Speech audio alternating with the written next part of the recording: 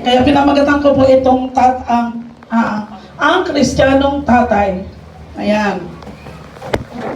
Sabi dito, ang isang ama ay kahit na nahihirapan sa kanyang pagtatrabaho, ito ay hindi umaangal. Tama ba mga tatay? Yan. Para mahina yung tatay, yung imen ng mga tatay. Para ba kahit pagod na ang mga tatay, gagawin pa rin nila ang lahat para mayroon lang silang may uwi sa kanilang pamilya. Tama ba mga tatay? Yan. Yung mga tatay kahit minsan hindi natin makitang mag-complain o magreklamo na napapagod na sila. Tama ba? Bakit wala na yung tatay? Para mag hindi sila napapagod. Hindi kami napapagod, nag-enjoy kami. O diba? Nakikita natin minsan yung mga tatay kahit napapagod na hindi pa rin nagre-reklamo. Diba? Hindi pagdating sa bahay, napapagod ako. Pagtimpla niyo akong kape. Pagalitan niyo ako. Pero pag yung tatay na Kristiyano, tahimik yan. Amen? Nagtatrabaho yan, maghapon, ulan-init ang sinasagapan niya. Para lang matustusan ang pamilya. Oh, naiiyak ako, hindi ako tatay. Para matustusan lang yung pamilya. Tama ba? Tama. Kasi ako naranasan ko yan. Naranasan ko yan sa asawa ko. Kasi makita nyo po, tricycle driver lang po ang aking asawa. Tanggalin ko yung lang. Tricycle driver po ang asawa ko. Kaya alam ko po yung hirap, yung sakripisyo, mulan, umaraw, kahit sabihin nga noon, ang pamasahe lang nung araw ay magkano lang ba? 6. Sabi nga nila, namumulot yung aking asawa sa kanto ng 6 pesos. Ititigil niya yan alang-alang sa 6 para mayroon lang siyang maisakay. Tama? O, yung mga tatay, sino yung nagtatrabaho dito? O, yung mga trabahador ko sa construction, nandito sila eh. Yung nagtatrabaho dito sa... Ito. Ayan, kita mo, open tayo dyan. Sabi ko sa kanila, magsamba lang sila, babayaran ko sila buo. O, diba? Nakita ko yung pagod nyo, nakita ko yung hirap nyo. Kung paano kayo maghihirap dyan, na maghalo kahit umuulan, natutuwa ako sa inyo. Kaya ko kayo pilit din nagsama kasi gusto kong makita ninyo. At makita ninyo kung ano yung kahalagahan ng pera. Kung ano yung kahalagahan. Kaya minsan sabi ko nga ng ganyan, kita ko ang hirap ng buhay, pero kahit minsan, mayroon lang may uuwi sa pamilya. At mayroong makain ang pamilya kinabukasan. Kaya saluduhan po natin yung mga tatay na nagsasakripisyo po para sa kanilang mga anak. Para makapagtapos lang. O matustusan ang pangangailangan, lalo na yung mga anak na nag-aaral. Amen? O kayo mga anak, kayo palang mag-isip na kayo. Bigyan yung halaga ang inyong mga magulang. Sabi ko siguro, sayang, hindi ko dinala tatay ko rito. Diba? Bigyan nyo ng halaga ang inyong magulang. Kasi hindi ninyo alam kung paano siya nagsasakripisyo para lang sa atin, para sa inyo. Yan. Ang sabi po sa Deuteronomy 6, sabi po niya dito, ito ang pinakadakilang utos na banal na kasulatan. Ibigin mo si Yahweh ng iyong Diyos ng buong puso at buong kaluluwa at lakas. Sabihin, inutos ito ng Panginoon. Ngayon, sino ang kausap ng Diyos nung sinabi niya ito? Tayo. Nung sinabi niya ito, si Moises ang kausap ng Diyos. Na ibinigay niya ang kautusan ito para doon sa mga Israelita, yung mga tatay. Kasi nung panahon nila, yung mga babae noon, wala pang kwenta. Sabihin, hindi nila binigyan ng kahalagahan. Kung hindi ang kausap nito, yung mga taga-Israelita, yung mga tatay, na ano sabi niya, sambahin ninyo ako ng buong puso, buong isip, at buong kaluluwa. Kung kayo'y nagmahal sa Diyos, susunod kayo sa akin. Amen? Kaya bakit nga hinabilin ito sa mga tatay? Bakit ito ang sinabi niya? Bakit? Ang sabi niya sa verse 2, sabi niya, sige po, balik ako dito. So sabi niya sa verse 2, Ay, kasi basta dito maliliit eh. Ang mga ito ay ibibigay sa inyo ni Yahweh at sa inyong mga anak. Ayan. Ibig sabihin, sinabi ito ng Panginoon, sinabi niya sa kanilang mga tatay para ano? Ihahabilin para doon sa mga anak. Yung kautusan na yan, na ibigin mo ng buong puso, buong isip, at buong kaluluwa. Kasi minsan, wala na. Lalo na sa generation ngayon. Nakikita natin, nasa bahay-sambahan, naglalaro, nagbibiruan, nagtutulakan, wala na yung buong puso. Wala na yung totoong pagsamba sa Diyos. Ginawa na lang Ano tayo ngayon? Wala. Wala na ang Diyos sa buhay. Kaya laging sinabi niya doon sa mga tatay na ituro ninyo sa inyong mga anak at sa susunod na saling lahi hanggang sa atin nakarating ang kautusan ito na inutos niya sa mga ama para sumalin hanggang sa ngayon na susundin natin. Ano ang susundin natin? Susundin natin, mahalin natin ang Diyos ng buong puso, buong isip at buong kaluluwa. Yun ang sabi ng Panginoon. Kaya nga ang sabi niya sa verse sa 3, kaya nga pakinggan ninyo ito at sundin mabuti. Kung magkagayon, sasagana kayo at darami ang inyong lahi. Darating sa inyo sa lupang ipinangako ni Yahweh at ang Diyos ng inyong mga ninuno sa lupaing mayaman at sagana sa lahat ng bagay. Yun yung pangako ng Panginoon doon sa mga sumusunod sa Kanya. Na pasasaganahin. Sa pakinggan nyo. Pakinggan mo, Israel. Sino ang kausap niya dito? Yung mga Israel. Sabi niya, pakinggan mo, Israel. Si Yahweh ang ating Diyos na tanging si Yahweh. Tanging si Yahweh. Ibigin mo si Yahweh ng inyong Diyos ng buong puso, buong kaluluwa, at buong lakas. Ang mga utos niyan ay itanim ninyo sa inyong puso at ituro ninyo sa inyong mga anak. Pag-aralan ninyong itong mabuti. At pag-aralan ninyong ito sa inyong tahanan at sa inyong paglalakbay, sa inyong pagtulog sa gabi at sa inyong pagbangon sa umaga. At ipulupot ninyo ito sa inyong mga kamay bilang tanda na itali sa inyong noo, isulat sa hamba ng pintuan ng inyong bahay o trangkahan. Anong sabi? Hinahabilin sa atin ng Panginoon doon sa mga tatay.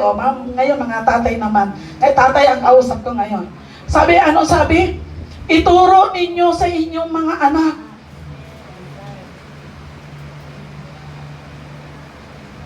Parang biglang lumingon yung tatay. Ano ba yan?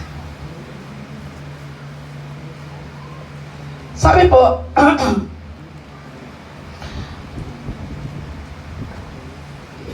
kaya sinabi ng Panginoon, ituro ito sa inyong mga anak at pag-aralan ninyo ito sa inyong tahanan. Number 1 po, maging masipag tayong magturo. Mga tatay, maging masipag magturo sa mga anak. Ano ba yung pagtuturo? Magturo ng mga salita ng Diyos. Kasi obligasyon po yan ng tatay na para ipakita sa mga anak. Kasi minsan ang mga anak natin wala na yan. Pero kung tayong mga tatay nangunguna, mga tatay ngayon kung tayong mga tatay nangunguna at nakikita ng ating mga anak, susunod yan. Amen? Lalo na pag yung ating mga anak ay maliliit pa. Tapos lumaki sila na nakikita nila na tayo ay sumusunod sa salita ng Panginoon. Kaya nga pinamagatan ko tong tatay, ang Kristiyanong tatay. Kasi dapat makita sa ating buhay. Kailangan maging masipag tayo sa pagtuturo. Ang sabi niya sa Kawikaan, sige po, mayroon ako dito Kawikaan 22 verse 6. Sige po, nga.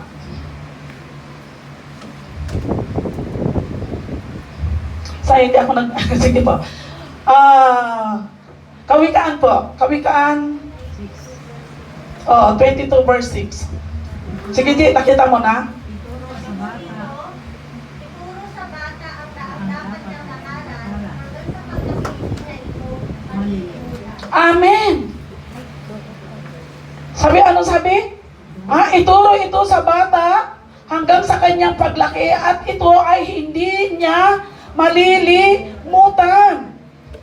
Kaya kailangan habang maliit pa yung ating anak, kailangan natin hubugin at ituro sa kanya ang salita ng Panginoon.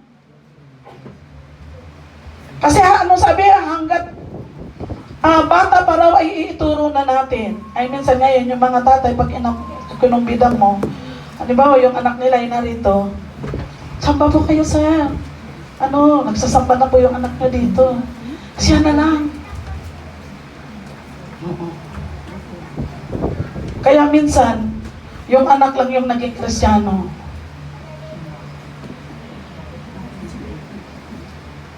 Number 2 po, kailangan tinutupad ito ang isang ama at sumusunod sa banal na kautusan. Kailangan makita bilang isang ama, makita sa ating buhay na tayo ay lumalakad ayon sa kautusan ng Diyos.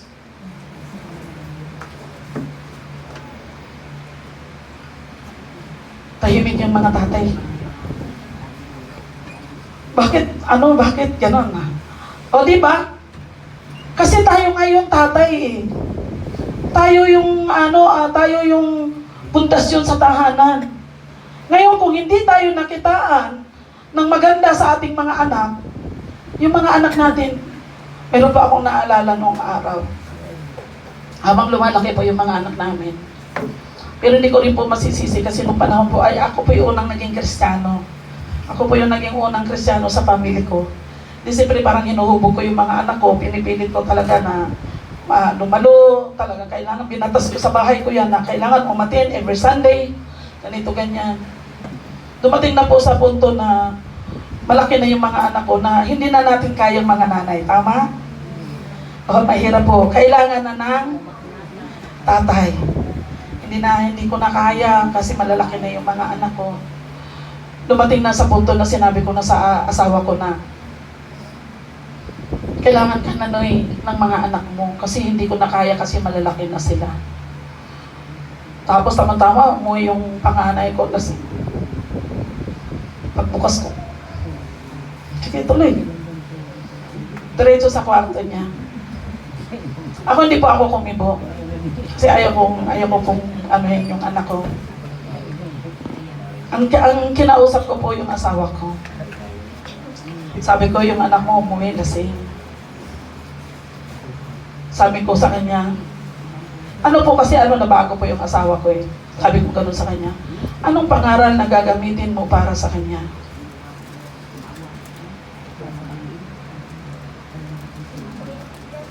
Napagbawalan mo siyang uminom, samantalang ikaw nakikitang umiinom. Anong word na gagamitin mo para sa kanya para mabago siya? Ganyan. Hindi parang kami mag-asawa. Siyempre, hindi siya Kristiyano pa nung araw. Hindi parang mabigat sa kanya yung dating. Sabi niya, bakit ako ang inaaway mo? Hindi naman ako ang lasing. Nga naman. Yung anak ko ang lasing, bakit siya ang inaano ko? Sabi ko, kasi sa'yo nagmumula. Tama? Kasi paano natin matama ang isang mali kung tayo mismong tatay ay nakikitaan? Amen? Pero bumawi yung mister ko. Nung naging Kristiyano na siya, nung nagpabautismo na siya. Nung ganyan pa rin yung asawa niya, inipon niya sa meeting. Binigay niya yung pagka-authority na bilang tatay. Alam mo, ang sabi na sa mga anak niya, hindi niyo ba alam? Binago ko ang sarili ko alang-alang sa inyo. para maging maayos kayo at maging matuwid ang daan ninyo. Iyakan yung mga anak niya. Kasi pinilit ng asawa kong magbago alang-alang sa mga anak niya. Diba? Yan yung Kristiyanong tatay. Nakikita natin yung pagbabago. Makita natin na kailangan hindi tayo makitaan ng ating mga, walang perfecto, pero dapat hindi tayo makitaan ng mga anak natin. Oo. Amen? Kaya kailangan nandoon yung pagsunod ng Ama. Tinutupad niya yung ang mga kautusan ng Diyos. Kasi pag sinusunod yung kautusan ng Panginoon, yung Ama ay lumalakad ayon sa liwanag ng kanyang mga anak. Amen? Lumalakad yung Ama ayon sa ganito niya. Ngayon ang mga anak, takot din yan lumihis. Bakit? Yung tatay ko, ito Di ba? Isang salita lang ng tatay, alam na niya kung anong gagawin. Nagtama yung mga nanay, tama. Di ba? Dapat yun ang gawin natin. Bilang mga Kristiyano. Sabihin siguro ng mga tatay, Pastora, kanina, ganda-ganda na sinabi mo, tapos ngayon, parang sa amin lahat ng magsaka. Pangatlo, discipline.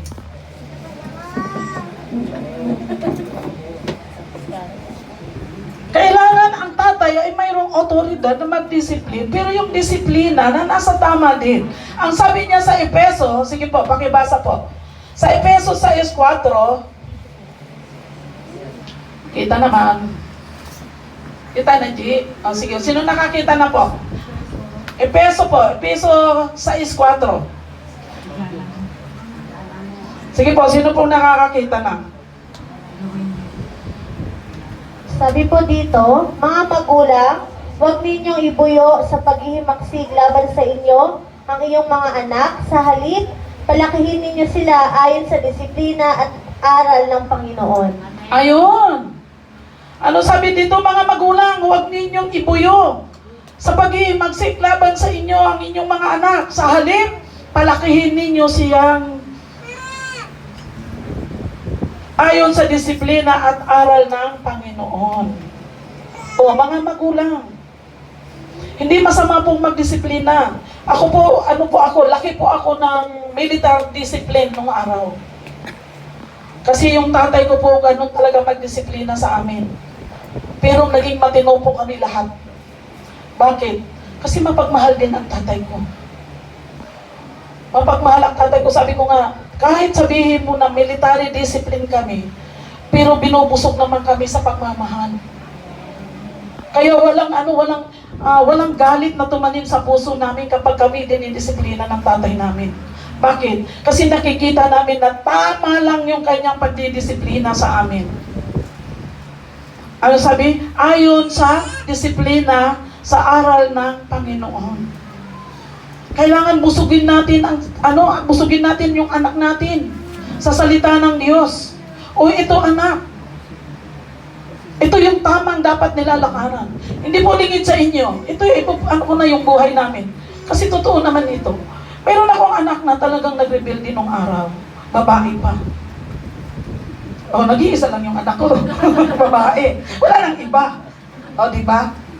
Talagang nag-rebel din siya, nagtumboy po yung anak ko nung araw. Alos gusto nang sumukuan ng asawa ko. Sabi niya, nanday, wag na, kasi baka mamaya, kasi yung may nabalitaan kami na, sabi ko hindi ko susukuan ng anak ko. Gusto kong itama na siya ay nilikha ng Diyos na ito, itatama ko siya kung ano yung katotohanan. Binasahan ko lang siya ng Bible. Anak, ito yung tama. Ito yung totoo. Ito yung gusto ng Diyos sa'yo. Ayaw ng Diyos na mapahamak ka.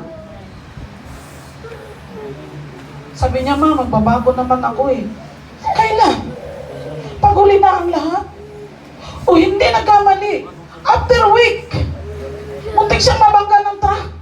Kasi nagtatrabaho siya sa may General Luis. Pagdating niya, ma, muntik ako masagasaan ng truck. Ito na yung pagkakataon. Paano kung datnan ka sa kamatayan, nandyan ka sa sitwasyon na ganyan? Sabi kong gano'n sa kanya. Basa uli kami ng Bible. Alam mo ba kung saan ka mapupunta? Ito. Kasi hindi natin hawak ang ating buhay. O sino nakakaalam ang buhay natin? Pero dumating ang panahon na nabago. At dininig ako ng Diyos sa aking panalangin. Wala akong tinding lumuhod. Inakyat ko sa prayer mountain yan. At niluhod ko yan. Hanggat maaari kung mabunot lang yung puno, mabubunot na sa prayer ko.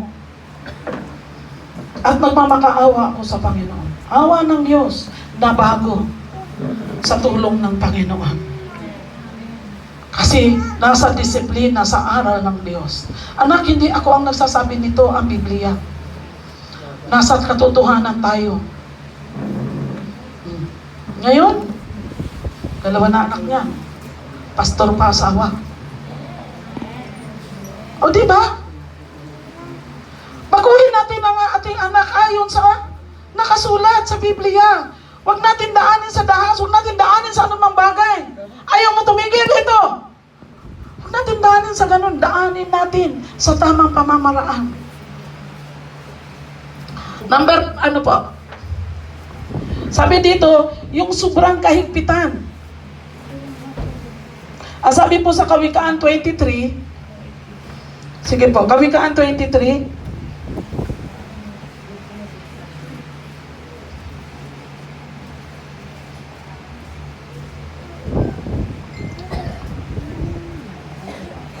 verse 13 be. Verse 10. Ang sabi niya, disiplina mo, ang pagdisiplina mo, ang bata ay wastong pagpalo at hindi niya ikamamatay. Sabi lang ganyan, ang pagpalo daw ay tama lang, disiplinahin mo. Yung hindi po ikamamatay sa bata. Kasi ngayon, sa panahon ngayon, pag pumalo ka ng bata, ano na, tawag na sa 163. Sa bantay bata. Kaya yung mga bata ngayon, hindi na madisiplina ng magulang o umiti yung mga bata. Di ba? May kakampi sila. Pero sa akin po, sa tahanan ko, hindi po yan binatas ko. Alam mo kung bakit? Hindi ko naman kayo pinapatay. Tinuturo ko lang sa inyo yung tama. Amen. Ako pumunta ako ng school. Nung nag-aaral pa mga anak ko, ma'am, paluin nyo sila sa puwet. Kung nagkamali ang anak ko, paluin nyo sa puwet. Tapos saka nyo sabihin sa akin. At hindi ako magsusumbong sa 163. Bakit? Para magkaroon ng takot. Tama ba?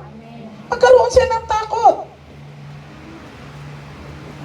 Kasi mga bata ngayon wala nang takot sa magulang. Kung murahin ang magulang, eto, hindi tulingin sa inyo. Kasi hindi naman talaga, ang lugar naman natin ay hindi talaga kasosyalan. Hindi talaga makikita mo yung ma'am, naririnig mo sa kalye. Kung paano murahin ang magulang. Paano murahin ang ganito.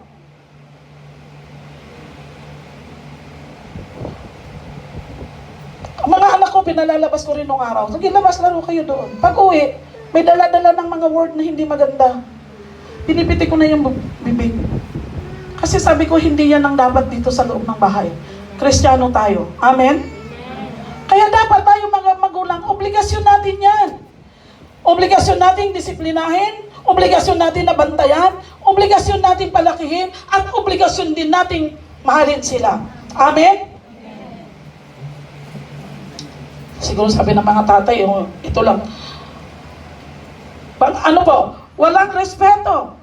Ayan, sinabi ko na kanina. Minsan yung mga anak walang respeto sa magulang. Dahil bakit?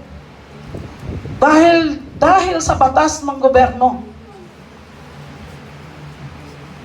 Pero dapat sa atin, sa loob ng bahay, huwag natin payagan. Kung tayo Kristiyano, dapat hindi yan mamutawi sa loob ng tahanan natin. Dapat makita yan na hindi yan natin pinahintulutan na tayo murahin ng magulang, ng mga anak. Pero minsan din, wala akong kinakampihan dito. Minsan din, nagmumula rin sa magulang. Na minsan, kaya nawawala na respeto ang anak sa magulang, minsan yung magulang hindi na rin nagre-respect sa mga anak. Amen. Tama ba? Bakit? Magulang ako. Kung mamalo ako, kahit saan ako mamalo, okay lang. Magulang ako. No. Kahit anak yan, bata yan, kinder yan, irespeto mo pa rin yan. Kasi doon magmumula yan. Hello? Doon yan magsisimula kung paano ka igagalang ng anak mo. Kung anak, subukan mo yung anak mo, paluin mo sa labas na maraming nakakakita. Kahit sabihin mong dinisiplina mo at hindi ka mamatay, pagdating sa bahayan, lumalaban yan. Bakit? Pinahiya mo ako eh. Kaya dapat pag namalo sa loob ng bahay, padapain mo, paluhurin mo, okay na yun. Bakit? Walang nakakikita. At karapatan natin yun bilang isang magulang. Amen? Kasi doon po nagpupula ang mabata habang lumalaki yan at nandoon din yung respeto mo hanggang sa paglaki niya, asahan mo yan na yung anak mo babalik din sa'yo. Yung respect, nandoon pa rin. Mananatili yung respeto na yan sa magulang. Kaya tayong mga magulang, wag natin din anuhin na, magulang ako. Kailangan batas ako rito. Kailangan mayroon din tayo, ibigay natin sa mga anak natin. Wag din sobra.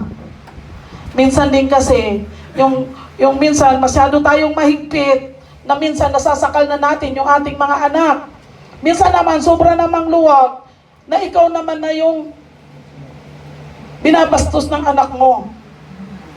Kaya kailangan, tayong mga magulang, timbangin din natin kung paano tayo magpapalaki sa ating mga anak. Amen? Lalo na pag may maraming anak dito, sino yung mga anak 3 hanggang 5 o 6? Ayan. Pare-parehas ba ugali nila? Diba? Iba yan. Hindi yan parehas. Kung ano yung disiplina mo dito sa isa, yun din yung disiplina mo dito, at yun din ito din hanggang sa kanilang lahat. Hindi po yan. Kasi iba-ibang attitude yan. Yung isa ayaw ng sinisigawan. Magtatrabaho yan. Sinisigawan pa ako, magtatrabaho naman ako eh. Yung isa naman, kailangan mo pang sigawan bago susunod. Tama ha? Hello?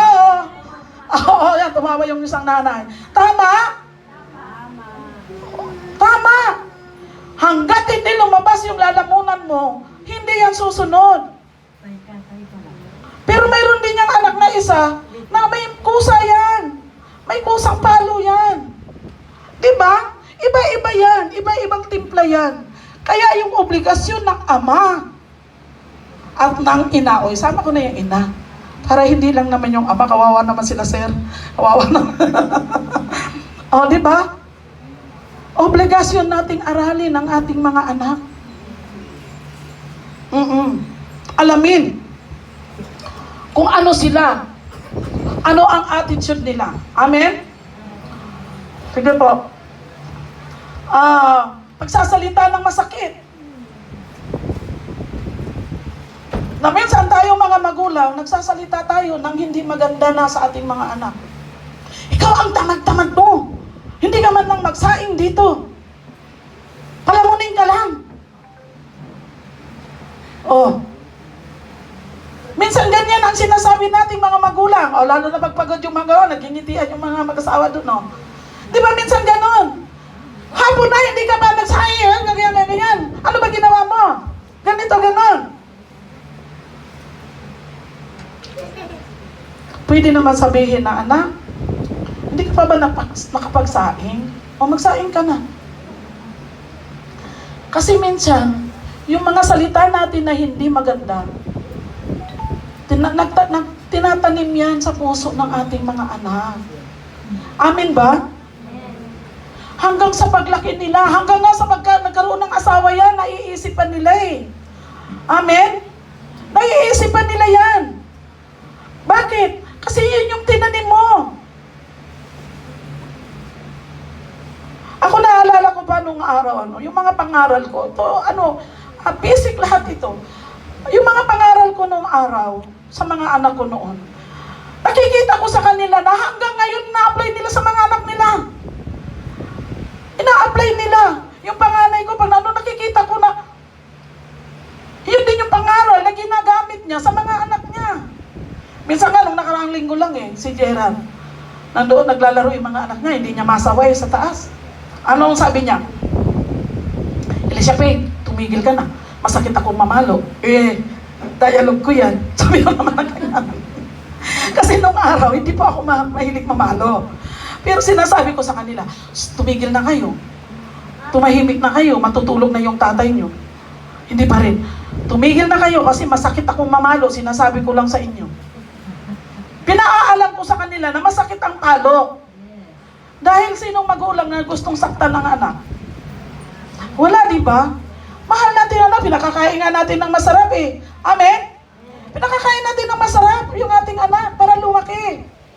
Di ba? Hindi nga tayo makakakain. Di ba? Sabi ko nung nakaraan, hindi tayo makakakain ng masarap pag hindi nakakakain ng ating mga anak. Tama? Tapos papaluin mo? Hindi eh. Pero kailangan. Oo. Kasi kailangan makita rin nila na magkaroon din tayo ng batas sa ating tahanan. Pero hindi po batas na minsan nakikita natin na lumalayas na yung anak natin. O bakit lumalayas yung anak natin? Bakit? Kasi hindi nagustuhan yung ating mga pananalita. Kaya kailangan control din tayo. Pag nagsalita tayo, control din tayo. Isipin din natin na mabuti na ito'y nakakasakit para sa anak.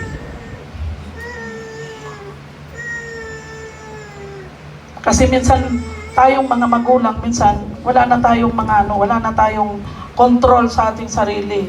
Lalo pag nagagalit tayo. Kaya kailangan lagi nating isipin kung ito'y nakakabuti pa para sa ating mga anak. Pang-anim po, minsan kulang sa pagmamahal. O hello mga tatay. Minsan yung mga tatay hindi makita yung pagmamahal. Kitang-kita ko yan sa asawa ko. Na minsan hindi makita yung pagmamahal ng isang ama ng anak. O lalo na, yung nanay lagi yan, no? Tayo kasi yung taga-suporta eh. Pero yung tatay, para bang hindi nila napansin. Para bang basta ako magtrabaho, basta ako kayo napakain ko kayo. Hello, mga tatay, kailangan kayo ng anak nyo. Gusto rin makita na mahal mo sila. Na may concern din kayo sa kanya. Kumusta ka na anak? Kumusta na ba yung pag-aaral mo? Hello? Sayang, wala yung ibang tatay. Kailangan mayroon, ayun pala. Kailangan makita din yung pagmamahal, madama rin ng anak natin na mahal ninyo sila. O kasi akin, baka nanay. Mahal ninyo sila, mga tatay. Tapunan nyo man lang ng pagmamahal kahit sobrang busy. Kasi sino ba naman yung kumustahin ninyo o kumusta na pag-aaral nyo, anak? Di ba? Yung isang anak matutuwa yun. Kasi bakit? Kinumusta mo eh. Alam mo, kumain na ba kayo? Kahit maluin mo yan, hindi yan magdaramdam. Alam mo bakit? Punong-puno ng pagmamahal eh. Tama? Kasi minsan ang mga lalaki, wala, busy. Busy sila sa trabaho. Pagdating nila, matutulog na lang. Minsan, busy na sa lahat. Kaya kailangan mga tatay, tapunan natin ng pagmamahal ang ating mga anak. Ako, ayan, bilang ama, kailangan makita yung patutuon natin bilang sa ating mga anak. Yung patutuon natin, yung ating nilalakaran, kailangan makita ng ating mga anak, yung patutuon natin. Saway ka ng saway. Anak, bawal ang cellphone. Huwag ka nang mag-cellphone kasi lalabo yung mata mo. Tapos ikaw tatay, hindi ka rin mautusan ng asawa mo. Para hindi na ang cellphone. Hello? Bawal maglaro. Yung tatay naglalaro. Hello? Oo, tawa sila. O, di ba? Minsan nakita sa atin, parang pag nagsaway tayo, totoo nga, tama nga sabi ng tatay ko. Hindi pa, mayroon pa ako. Ito, sampol ko na lang kayo sa mga pamilya ko. Si Elizabeth po, 5 years old. Lima ba? Tama ba? Nasaan na si Jonah? 5 taon? 5 taon. No, minsan, di ba madalas nga dito sa amin natutulog yan. Uy, Elizabeth, tigil mo na yung cellphone, tulog na tayo. 3 lang kami, ako, si Daddy, tsaka siya. Tulog na. Tingin siya kay Daddy, nagsiselfone. Elizabeth, di ba sabi ko sa'yo, tigil mo na yung cellphone? Si Daddy nga nagsiselfone pa eh. Tingnan mo, 5 years old. Sabi ko sa lolo, tingnan mo. Di ba? Na-review ka ng 5 years old. Bakit? Hindi kasi nakita yung ating patotoo. Kailangan lumakad tayo ayon sa Kanya. Kahit sabihin natin nahihirapan tayong pigilin yung mga bagay na yan, yung mga bisyo na yan, ano man yung bisyo natin, sikapin natin. Kung mahal natin ang salita ng Diyos o mahal natin ang Diyos, ganun din pagmamahal natin sa ating mga anak, sisikapin natin na hindi natin yung ating patotoo para sa mga anak natin. Sacrifice alang sa ikatutuwid ng ating mga anak. Dahil pag lumaki yan na hindi yan tumuwid, sakit din ang ulo natin. Oh, hello mga tatay, tama? Tama. Bakit? Kung ano yung ginawa mo, dadaanan niya yun. Bakit? Yun yung nakikita niya sa'yo.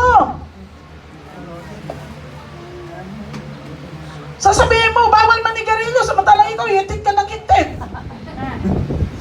Anak, huwag kang manigarilyo, bata-bata mo pa. Makakasisira yung baga mo.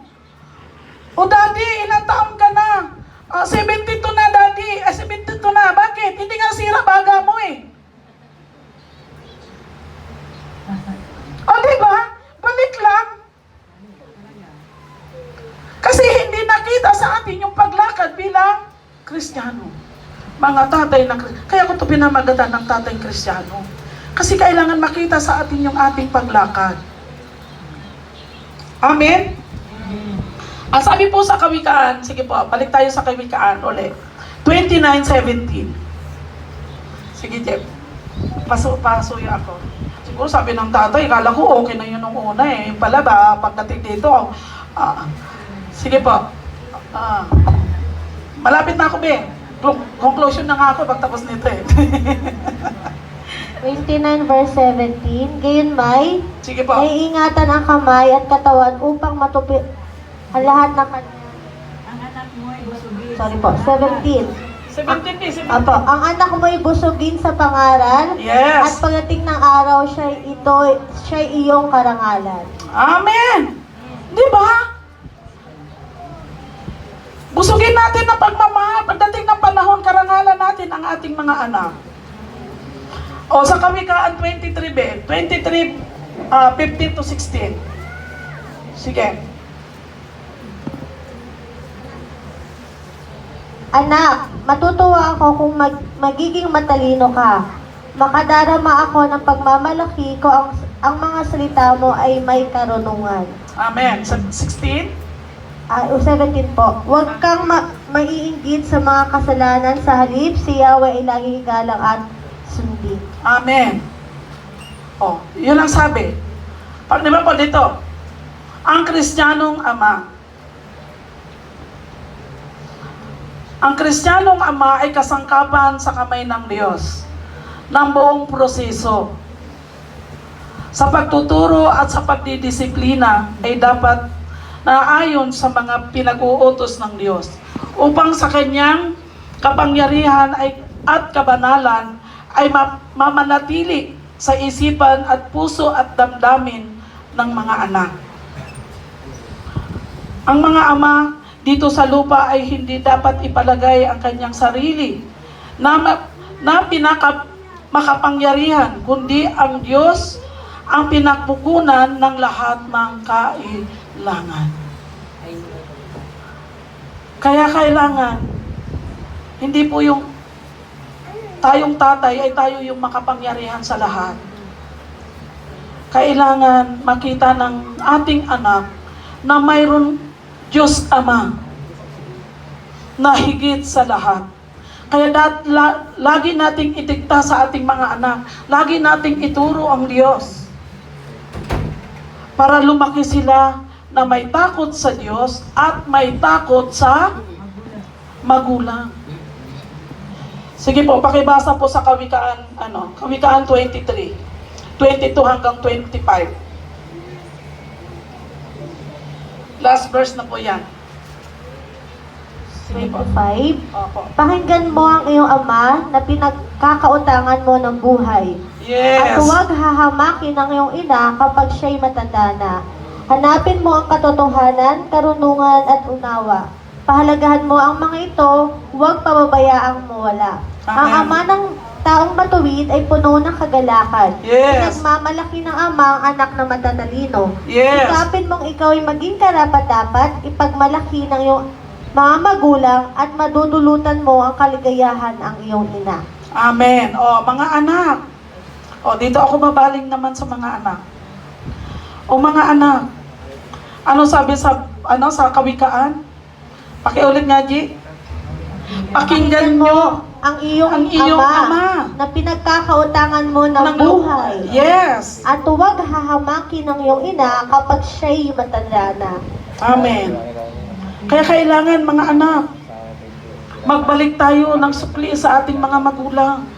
Kaya sinabi ko nga kanina, di ba? Nagpagal ang inyong mga magulang. Naghihirap yan. Oo. Para lang matustusan ang ating mga pangangailangan. Kaya paglaki, magbalik sukli. Hindi po aksidente na nandito kayo ngayon upang marinig ninyo ang mga salitang ito. Mga kabataan, alam ko nakita ko mas maraming kabataan ka sa tatay. Ngayon isipin yung mabuti, na maging mabuting anak kaysa pipiliin yung mabuting nasa mundo. Anak, ito lang ang sasabihin ko sa inyo, wala kayong mapapala. Pero kung lalakad tayo ayon sa pamamaraan ng Diyos, katagumpayan. Ano sabi niya hanggang sa 25, ay 24, umpisa mo nga sa 24, G? Ang ama ng taong matuwid ay puno ng kagalakan. Yes. Pinagmamalaki ng ama ang anak na matalino. Sikapin mong ikaw ay maging karapat-dapat, ipagmalaki ng iyong mga magulang, at madudulutan mo ang kaligayahan ang iyong ina. Di ba? Ipagmamalaki tayo ng ating magulang. Kung tayo ay nagiging maayos na magiging anak. Bakit ba tinuro ng Panginoon sa ama mo na bago naging anak? Kasi kayong mga anak, magiging magulang din kayo pagdating ng panahon. Amen? Kaya hindi aksidenteng narito kayo. Para mayroon na itanim sa inyong puso, sa inyong isip. Kasi yun yung ating message ngayon. Ituro ninyo sa inyong mga anak na ito'y maitanim sa kanilang puso, sa kanilang kaisipan. At pag-aralan ninyo ito, gabi at umaga. At ito yung ating lalakaran para managumpay tayo sa ating buhay. Kasi yun yung pangako niya eh. Ang sabi niya, di ba? Balik po ako sa Deuteronomy. Ang sabi niya, ito ang kautusan na tuntunin na ibinigay sa akin. Sa ninyong susundin, sa lupaing inyong sasakupin. Ang mga ito ay ibinigay sa inyo ni Yahweh ng inyong mga anak, sa inyong mga anak at sa mga susunod na salin lahi, upang magkaroon kayo ng takot sa Kanya, at kung ito'y susundin ninyo, hahaba ang inyong buhay. Kaya nga, pakinggan ninyo ito at sundin mabuti. Kung magkagayon, sasagana ang inyong buhay. Yun yung pangako ng Diyos sa mga taong sumusunod sa Kanya. Yung mga anak na sumusunod sa Ama. Kaya nga, ano na yan, umabot sa atin ang kautusan ito. Para ito yung ating susundin. Para masagana ang ating buhay sa ating paglakad. Tingnan ninyo, pag nandyan tayo sa mundo, puro problema. May problema man dito, pero alam natin na mayroong solusyon. Bakit? Kasi mayroong Diyos tayo na ating sinusundan. Amen? Mayroong tayong Ama na sa tamang direksyon. Amen? Sige po. Sa 2 Timothy po, sabi sa 2 Timothy 3,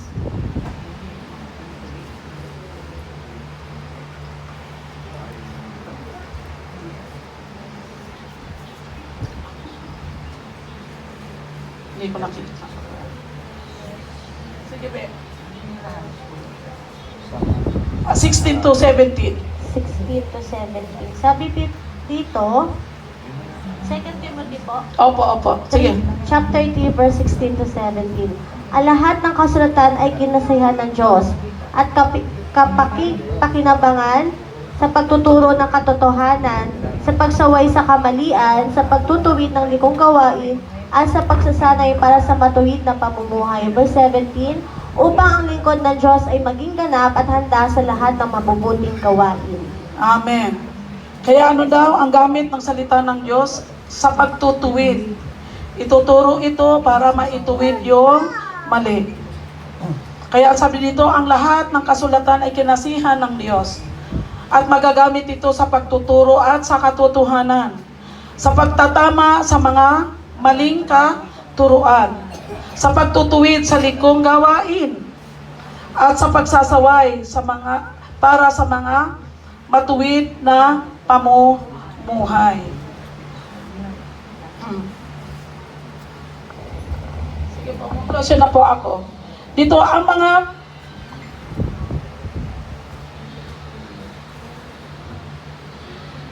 sabi po dito, kaya nga mga ama, gamitin natin yung pagtuturo ng katotohanan tungkol sa Diyos. Maaring makakaiba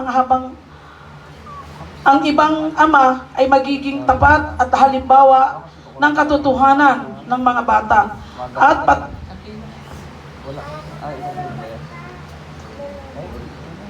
panuntunan mula sa Diyos ay magiging pakipakinabang sa kanila habang sila'y nabubuhay dito sa lupa. Ano man ang kanilang ginagawa o saan man sila patutungo. Kaya kailangan na kayong mga tatay ay nasa inyo po yung patnubay.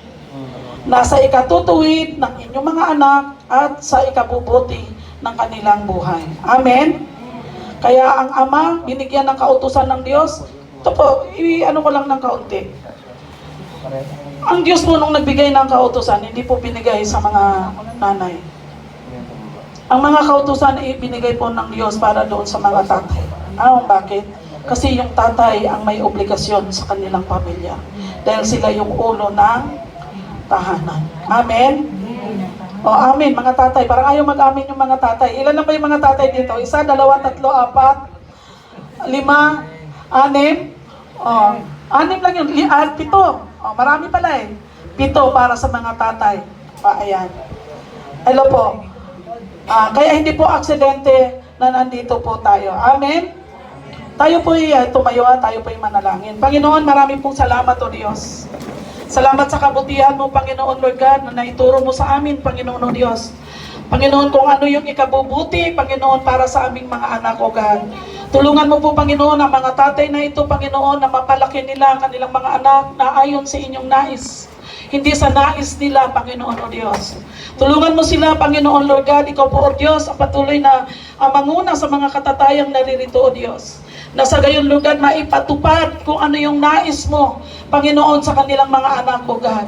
Salamat sa mga tatay na narito, O God, ang dalangin ko, Lord, na patuloy mo pong pagpalain ang mga tatay na ito, O Diyos. Ikaw po, O Diyos, ang patuloy na maghubog sa kanila. Panginoon, marami pong salamat. Binabalik ko sa inyo ang lahat ng papuri, pagsambat pa sa salamat sa pangalan ng Panginoon Jesus. Ang lahat nagsabi ng Amen.